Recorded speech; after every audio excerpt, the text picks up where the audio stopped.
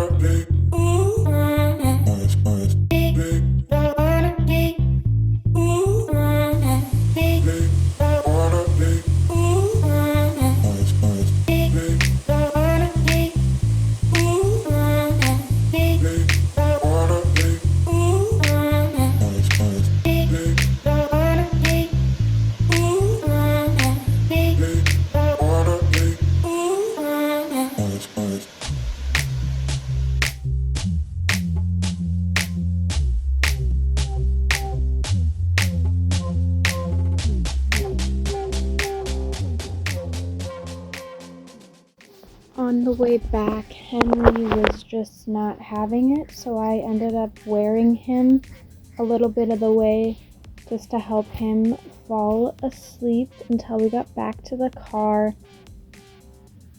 And once we got back to the car, he was fast asleep, so I just got him in his car seat and we were on our way.